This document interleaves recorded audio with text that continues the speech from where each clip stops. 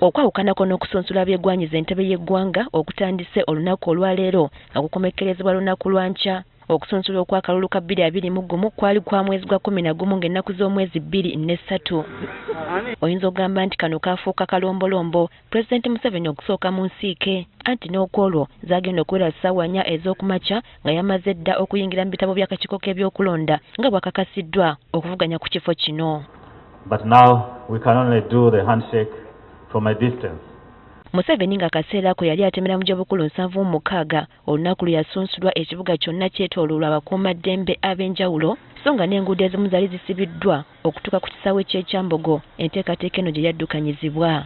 Olunaku olwo teyasunsulwa yekka, kwaliko ne munnamagye yagannyuka Henry Tumukunde eyali azze ku bwannamunigina, Katumba John, Mugisha Muntu, munnakibiina ki Ant ne Nancy Kalembe Linda nga naye yali azze ku bwannamunigina. We will not dwell so much on what has happened, because history is there for us to learn lessons so that we can improve the present and plan very well for the future. Ku lunaku olwokubiri nga 3 abasunsulwa kwaliko Patrick Oboy Amuriat, munnakibiina ki FDC, Robert Kyagulanyi Ssentamu munna NUP, Norbert Mao owa Democratic Party, William Mayambala, Joseph Kabuleta Chiza ne Fred Mwesije nga bano bo bali bazze ku bwannamunigina.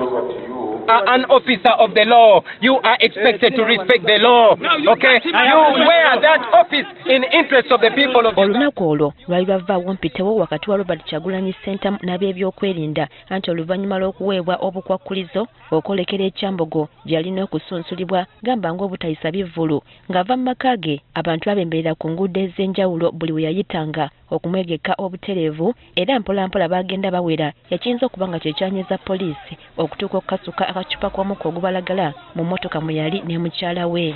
So in protecting the canister not to hit our president, it had to burst in my hands.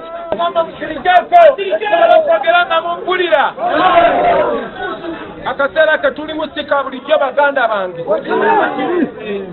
munansonyi wasobola kuzungula bulungi tubalaba naye mbalengera nga muli bangi nnyo wano.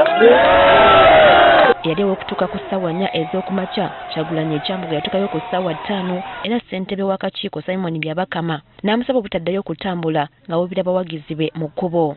Amangu ddala nga yeetadde mu ddene okudda ewuwe oluvannyuma lw'okusunsulwa, poliisi yamukwakula mu mmotoka mwe yali n'emutwala mu kifo ekitategeerekeka bulungi, kyokka oluvannyuma lw'essaawa nga ziizo yaddizibwa ewaka we. Bino byonna nga bigenda mu maaso, poliisi yasigala egumbulwa abawagizi be bangi tiyagaasi bamunuusa bugolo. Kyagulanyi si ye yekka eyali amatereke ne poliisi ne munna FDC Patrick Oboy Amuriat ebyamutuukako nakati akyabinyenyeza mutwe, anti poliisi yamwekimira ku kitebe ky'ekibiina kye nga teyesiikidde kawande nga n'engatto yali tayambadde n'emuwalawala okumutuusa ekyambogo okusunsulibwa. Kinajjukirwa nti akakiiko k'ebyokulonda kalina okusunsula John Katumba ku lunaku olwasookera ddala, kyokka mu kifo ky'okujja ne receipt kwe yali asasulidde ssente ez'okwewandiisa ye yajja na ssente enkalu obukadde 20 mu buliwo. Ono yakakibwa ssente aziteeke mu bbanka era bwe gutyo bwe gwali n'alyoka asunsulwa olunaku olwaddako. Mu kusunsula ku mwaka gwa 2020 abantu 10 be beesowolayo okuvuganya ku kifo ky'obwa pulezidenti, wabula nga ku mulundi guno tekimanyiddwa oba omuwendo guno gunaasukkawo oba obutawera. Priska Namulema agaffeeyo ku Spark TV.